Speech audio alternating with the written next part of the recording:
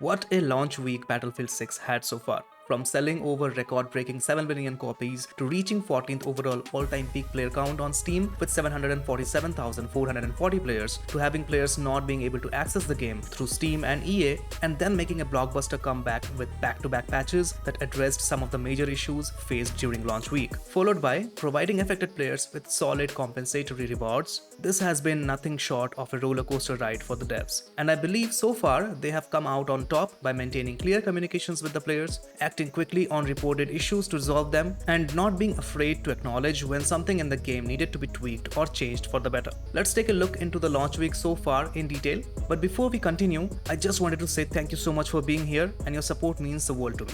Please hit that like button if you are enjoying this video so far, and consider subscribing if you are new to the channel.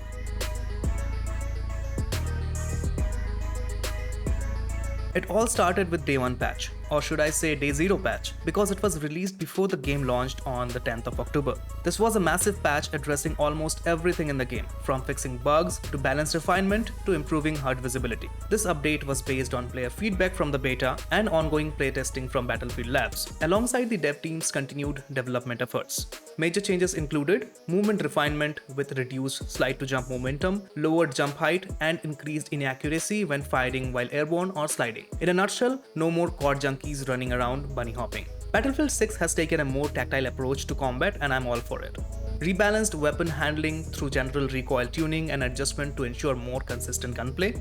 Revised rush and breakthrough layouts to deliver a better balance between attackers and defenders. Additionally, maps were improved with better traversal, lighting adjustment, and overall performance upgrades. UI and HUD polish improvements for clearer prompts, smoother navigation, and more accurate displays.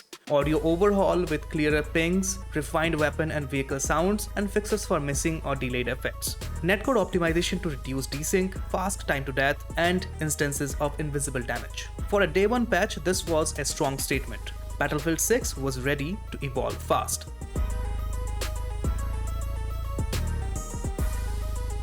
But like many previous title launches, it wouldn't have actually felt like a Battlefield launch without some issues, would it? With the massive hype behind Battlefield 6, players started jumping into the game as soon as the servers went live. Long queues started forming, and at the same time, some reports started to come in, such as the play button not showing on Steam, players not receiving their in-game rewards from Phantom Edition, the open beta rewards, as well as the Road to Battlefield 6 rewards. And the major one, players who had bought the game through the EA app were unable to access the game. Naturally, player frustration started to grow, especially for those who were unable to access the game on Steam and the EA app.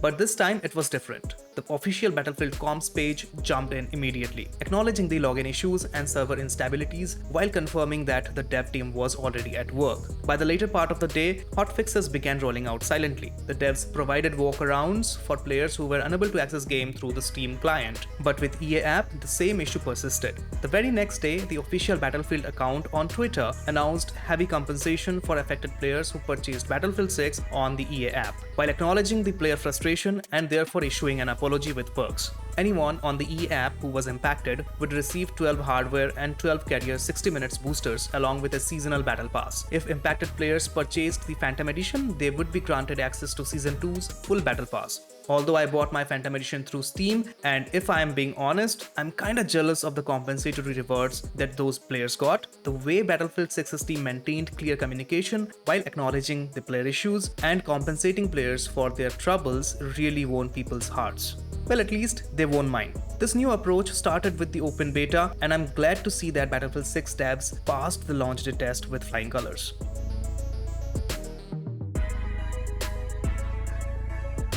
With the server stabilizing, people being able to play the game on all platforms, and compensations being rolled out to those affected, we all thought that the storm had passed.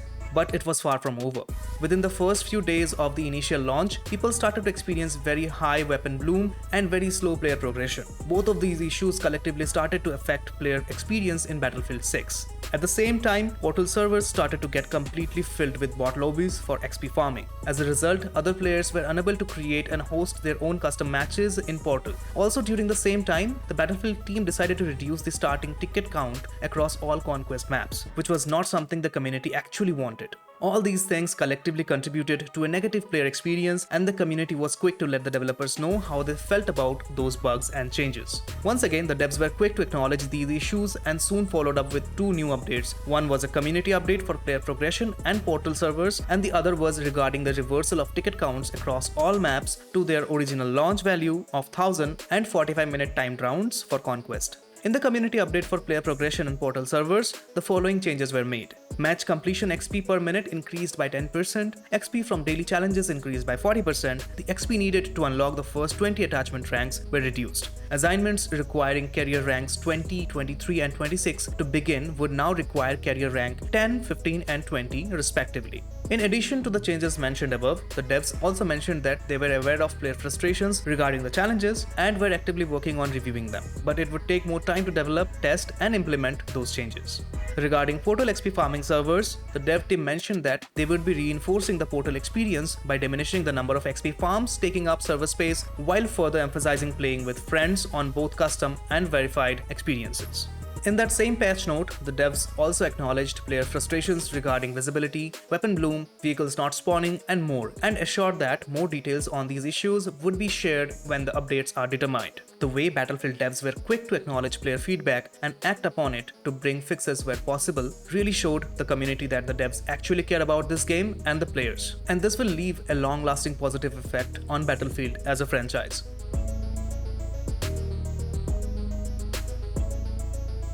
So this basically sums up pretty much all the highlights that happened in Battlefield 6 through the first week since its launch. The surprising part is, during this entire week, I never saw a post on any of my social media feeds saying Battlefield is dead. Instead, I saw countless tweets and retweets from people saying Battlefield is back. Before you ask, I have not included Reddit posts in my analogy.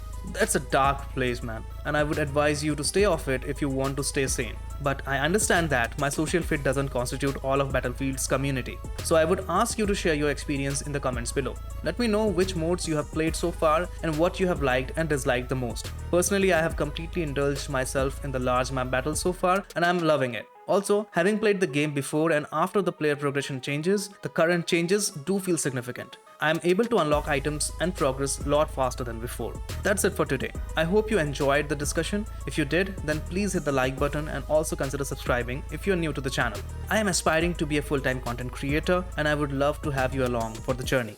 Till next time we meet, it's DJ signing off. Take care, much love and peace.